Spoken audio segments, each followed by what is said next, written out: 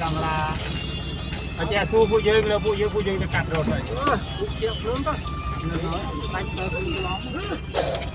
thôi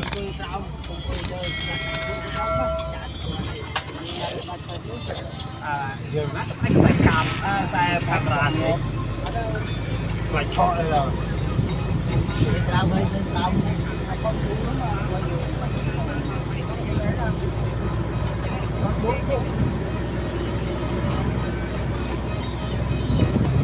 được cắt lon thôi đi người nữa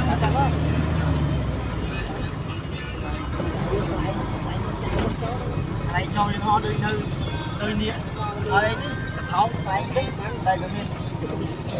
miền cho bọn nó cho họ đấy lên chọn lên rồi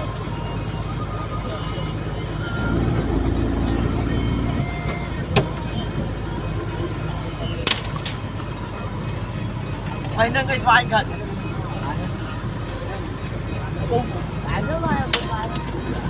đồ kia màu mấy ở chú cạnh thế này không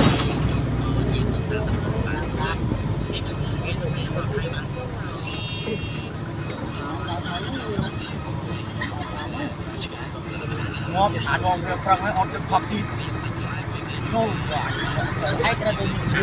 hay bật được trong đâu hay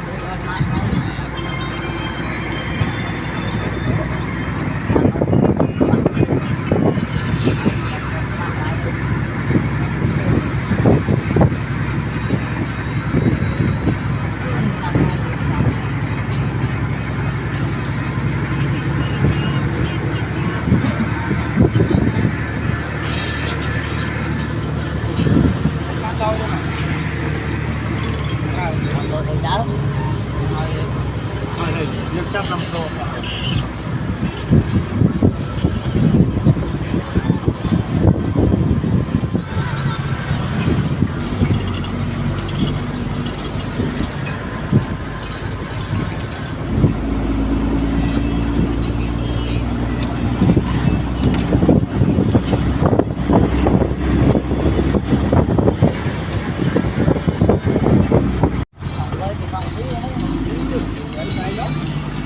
tay ông sao cũng thôi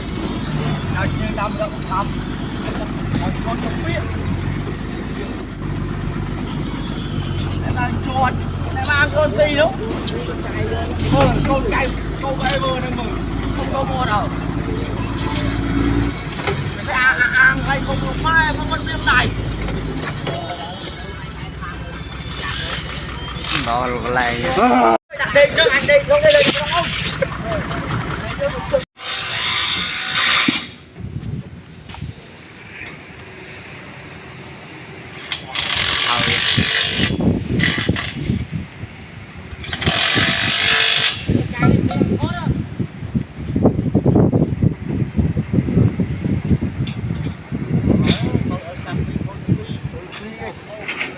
Đâu bêu rồi, giờ xì màu rồi.